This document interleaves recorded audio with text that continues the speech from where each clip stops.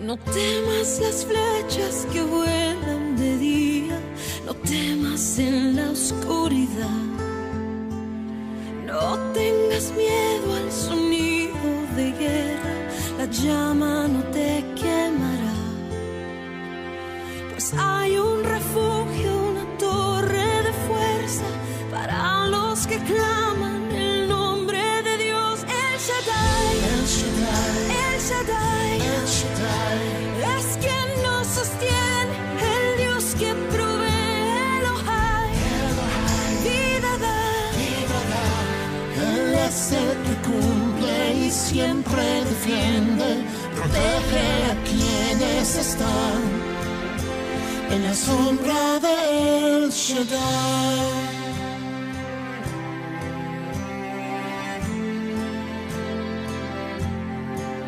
Hablas una palabra y el sol se detiene y los ríos se secarán. Hay una nube de fuego en la noche, solo esperando tu voz. Fiel es tu escudo, tu espada es tu voz. Victoria hay para el que clama al Señor. El Shaddai, El Shaddai. Es quien nos sostiene, el Dios que provee. Elohai, vida da. Él es el que cumple y siempre defiende, protege a quienes están en la sombra del Shaddai.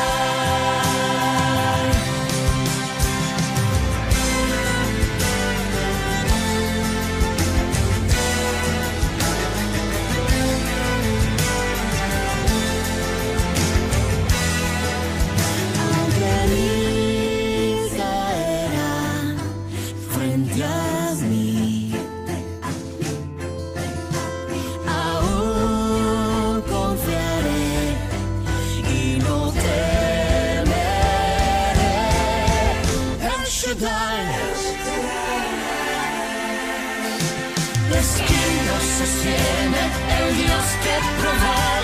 Elohai, vida da. Él es el que cumple y siempre defiende, protege a quienes están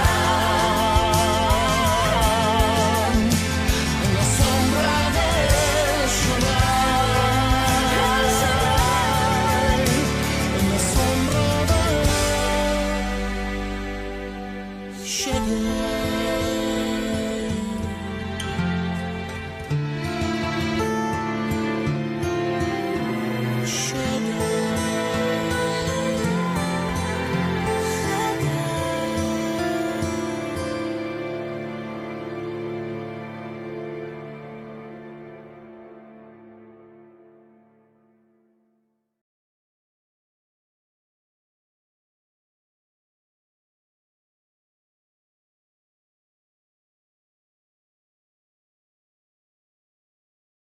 Hola a todos, qué bueno poder compartir de las cosas del Señor a través de este medio.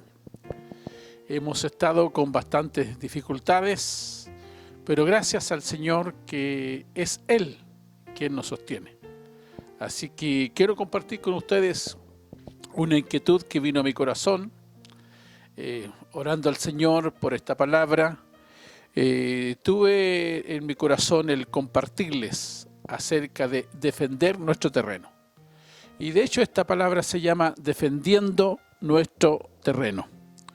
Hay una palabra ahí en el Antiguo Testamento que es bien curiosa, porque habla de un varón que tuvo que cuidar un pequeño terreno de lentejas.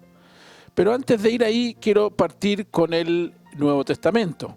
Quiero que veamos un poco de la mayordomía de la que habló nuestro Señor. En Mateo capítulo 25, versículo 14, dice: porque el reino de los cielos es como un hombre que yéndose lejos, llamó a sus siervos y les entregó sus bienes. A uno dio 5 talentos, y a otro 2, y a otro 1, a cada uno conforme a su capacidad, y luego se fue lejos. Y el que había recibido 5 talentos fue y negoció con ellos y ganó otros 5 talentos. Asimismo, el que había recibido 2 ganó también otros 2. Pero el que había recibido 1 fue y cavó en la tierra y escondió el dinero de su señor. Después de mucho tiempo vino el señor de aquellos siervos y arregló cuentas con ellos. Y llegando el que había recibido 5 talentos, trajo otros 5 talentos, diciendo: Señor, 5 talentos me entregaste. Aquí tienes, he ganado otros 5 talentos sobre ellos. Y su señor le dijo: Bien, buen siervo y fiel. Sobre poco has sido fiel, sobre mucho te pondré. Entra en el gozo de tu señor. Llegando también el que había recibido 2 talentos, dijo: Señor, 2 talentos me entregaste. Aquí tienes, he ganado otros 2 talentos sobre ellos. Su señor le dijo: Bien, buen siervo y fiel. Sobre poco has sido fiel, sobre mucho te pondré. Entra en el gozo de tu señor. Pero llegando también el que había recibido 1 talento, dijo: Señor, te conocía que eres hombre duro, que ciegas donde no sembraste, y recoges donde no esparciste. Por lo cual tuve miedo y fui y escondí tu talento en la tierra. Aquí tienes lo que es tuyo. Respondiendo su señor le dijo: Siervo malo y negligente, sabías que ciego donde no sembré, y que recojo donde no esparcí. Por tanto, debías haber dado mi dinero a los banqueros, y al venir yo hubiera recibido lo que es mío con los intereses. Quitadle pues el talento y dadlo al que tiene 10 talentos, porque al que tiene, allí será el lloro y el crujir de dientes. En esta parábola podemos observar al menos 2 cosas. A cada uno de los 3 personajes se le dio talentos, que era una unidad de medida monetaria. De acuerdo a su capacidad, no para todos fue igual, sino de acuerdo a su capacidad. Lo que se repite es que los que cumplieron bien con la misión, en la frase siguiente, su señor le dijo: Bien, buen siervo y fiel, sobre poco has sido fiel, sobre mucho te pondré, entra en el gozo de tu señor. Sobre poco has sido fiel. Me llama la atención esta palabra cuando veo personas que tratan de hacer muchas cosas como para agradar a Dios. Pero no se trata de hacer muchas cosas, sino de hacer lo que Dios nos encomendó. No podemos pretender hacer más de lo que se nos dijo. Se trata de ser fiel. Y si observamos, habla de ser fiel en lo poco. No está hablando curiosamente de ser fiel en lo mucho. Pero el Señor en todo caso repite, lo dice, que el que es fiel en lo poco, también es fiel en lo mucho. Bueno, Dios nos ha dado muchos dones y talentos para hacer la obra que Él nos encomendó. Nos ha dotado de talentos y dones sobrenaturales para ejercer aquello a cual Él nos llamó. Y nosotros somos mayordomos. Y claramente un día tenemos que rendir cuentas, sobre todo de todo lo que Él nos ha dado. Bueno, yo quiero ir también al Antiguo Testamento y ver una curiosidad. La palabra en 2 de Samuel, capítulo 23, el subtítulo que colocó allí alguien en Reina Valera dice: los valientes de David. En la primera parte habla de las últimas palabras de David en este pasaje, 2 de Samuel 23, pero aquí comienza a hablar de las características de los valientes de David. Quiero ver solamente algunas. Dice 2 de Samuel 23, 11. Después de este fue Sama, hijo de Age, Ararita. Los filisteos se habían reunido en Lei, donde había un pequeño terreno lleno de lentejas, y el pueblo había huido delante de los filisteos. Él entonces se paró en medio de aquel terreno y lo defendió y mató a los filisteos, y Jehová dio una gran victoria. En este pasaje, hombres que Dios colocó al lado de David para que éste pudiera cumplir la misión para la cual Dios lo había llamado. La Escritura aquí los llama los valientes de David. Nombra, por ejemplo, a Adino el esnita, que mató a 800 hombres en una ocasión. En el versículo 9 podemos ver, después de Eleazar, hijo de Dodo, Ahoita, uno de los 3 valientes que estaban con David cuando desafiaron a los filisteos que se habían reunido allí para la batalla y se habían alejado los hombres de Israel. Se levantó e hirió a los filisteos hasta que su mano se cansó y quedó pegada a su mano a la espada. Aquel día Jehová dio una gran victoria y se volvió el pueblo en pos de él tan solo para recoger el botín. Al ver estos valientes, tremendos hombres de Dios, parece que lo que sigue, la acción de Sama, pequeña, parece una acción pequeña. No se ve tan grande como las otras proezas.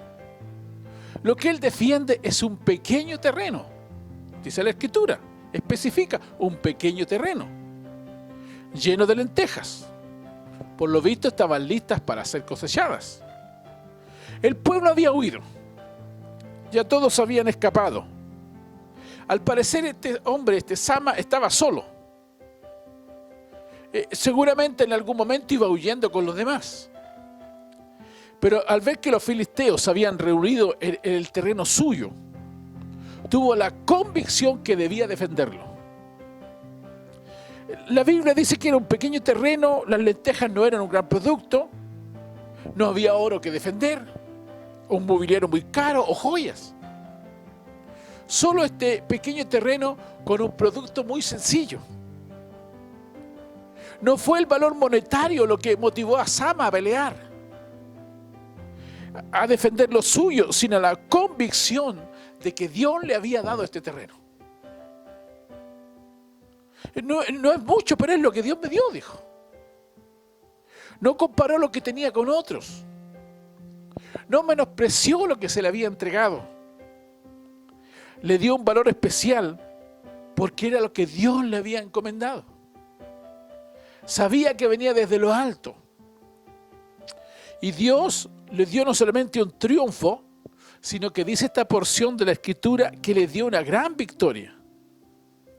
Podemos deducir por el tamaño de esta proeza que los demás que iban huyendo no solamente se detuvieron, sino que al ver su determinación en defender lo suyo, se le sumaron en esta difícil pelea. Lo que llama la atención es que Dios los respaldó y dice textualmente que Dios les dio esta gran victoria. Sé que estamos en tiempos muy difíciles. Ahora se nos suma una cuarentena, donde los que podíamos salir ya no podemos salir. Para muchos son tiempos de dura prueba. Casi todos hemos perdido algún amigo, pariente o conocido por el COVID-19. ¿Cuántos están con mucho temor, sin saber lo que viene? Se habla de recesión. No se ve a corto plazo una solución. Se habla de que nos pondremos en pie lentamente. No es fácil hablar de fe en este tiempo. No es sencillo hablar de confianza. Pero Cristo prometió estar con nosotros hasta el final del tiempo. Tenemos una visión por la cual sabemos a dónde ir. Sabemos que tenemos un propósito en nuestras vidas. Primero, hemos sido llamados con un propósito. Aunque los tiempos se vean muy oscuros, Dios no ha cejado ni con este llamado, ni con la visión que ha puesto en nosotros. Con un llamado preciso, específico. Nos ha dotado de talentos y dones sobrenaturales, decíamos hace un rato, para entender no solo el llamado, sino también para la visión que tenemos que cumplir. Podemos pensar que es muy complicado por las circunstancias alrededor, pero se nos olvida que todos los profetas, aún el maestro y los apóstoles, vivieron en tiempos muy complicados. ¿Cuántos pagaron el costo con sus vidas por cumplir el propósito de Dios? Perseguidos, azotados, menospreciados por los hombres, pero creyeron que Dios era fiel, que les tenía un destino mejor. Algo en común los distinguió. No se compararon unos con otros. Confiaron en su Dios cuando todo parecía contrario alrededor. Nada pudo detenerlos porque creyeron al llamado. Como dijo el apóstol Pablo, no fui rebelde a la visión celestial. No necesitamos compararnos con otros. Leíamos en un principio que a algunos se les dio 5 talentos y a otros 2, a otro 1. No podemos comparar ni cantidad ni el tiempo invertido en este llamado. Noé necesitó más de 100 años para construir el arca. Moisés tuvo que ser tratado por 40 años luego de ser llamado y enviado por Dios. Se demoró otros 40 años en cumplir su misión. En el Nuevo Testamento se entiende que el ministerio de Juan el Bautista es corto. Pareciera muy sencillo preparar el camino. Sin embargo, Jesús mismo da testimonio de que entre los nacidos de mujer no se ha levantado otro como Juan el Bautista. Por otra parte, vemos a Jesús comenzar su ministerio a los 30 años, para cumplir todo en 3 años y medio, lo que el Padre le encomendó. En tanto, el apóstol Pablo relata que era ya anciano cuando percibe que su partida está cercana. El apóstol Juan tiene un ministerio aún más largo. Se calcula que estuvo con Jesús desde los 15 años, dicen algunos estudiosos, y se piensa que murió de más de 100 años. Por lo que vemos, el ministerio de Jesús es uno de los más cortos mencionados en la Escritura. Pero su papel es único en toda la historia. No es por la cantidad de tiempo invertido. No es la cantidad de gente ganada. No seremos medidos por las muchas proezas o milagros, sino por la fidelidad a nuestro llamado, por creer a la visión que Dios nos ha dado. Ningún llamado es más grande que otro. A cada cual su misión, a cada cual su tiempo. No menospreciemos el propósito para el cual hemos sido llamados. No tenemos que envidiar a nadie. No tenemos que anhelar los dones o talentos de nadie. Dios nos ha provisto de lo que necesitamos.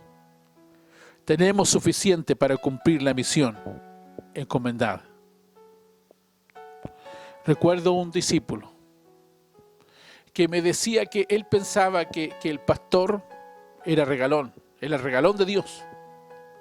Y él dice que oraba y le decía, Señor, pero el pastor es tu regalón, porque él siempre le contesta todas las oraciones. Y un día estaba orando y reclamándole a Dios, y dice que vino una voz que él escuchó, que Dios le decía, yo no tengo hijos regalones. Lo que pasa es que él me cree más que tú.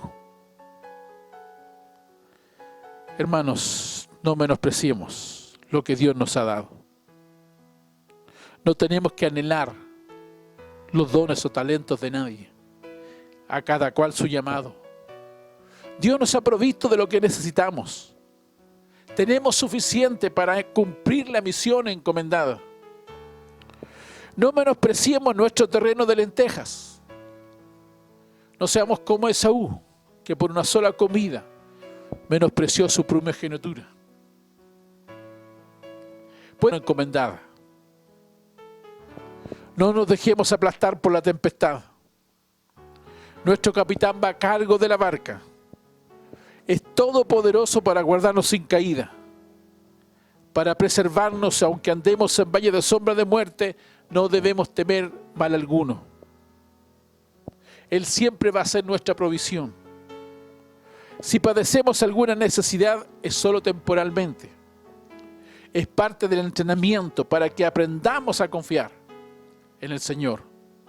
Seamos entendidos en los tiempos. Todo esto nos sorprende a nuestro Dios.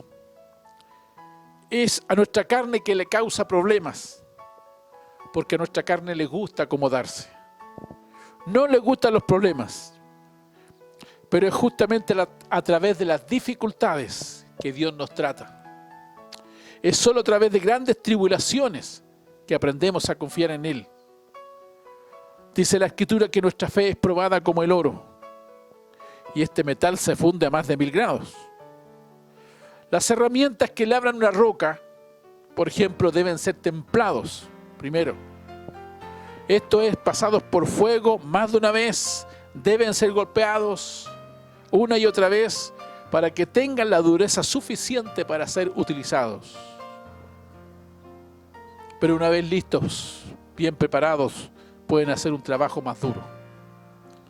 Mayor templanza a fin de obtener un mejor resultado.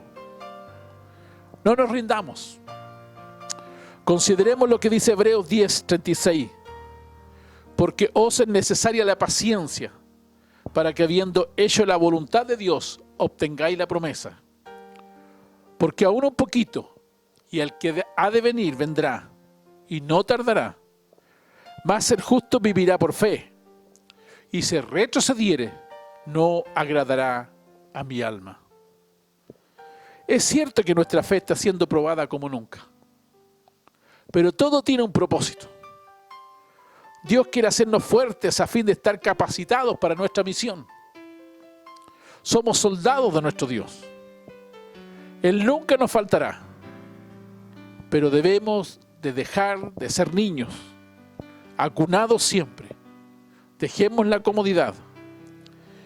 Quizás necesitábamos ser apretados para volver a poner la mirada en Jesús, en su llamado, en su misión. Tengamos conciencia de la misión que tenemos que cumplir. Usemos toda la armadura de Dios. Todos los días vistámonos para la pelea espiritual. No nos dejemos engañar. Dios está con nosotros. Si perseveramos, tendremos la victoria. Defendamos lo que Dios nos ha dado, aunque parezca sencillo. Aunque nos parezca que es menor que el de otros. Pensemos en el terreno que Dios nos ha dado. Démosle el valor que se merece. Preparémonos para defenderlo. Y Dios nos dará una gran victoria.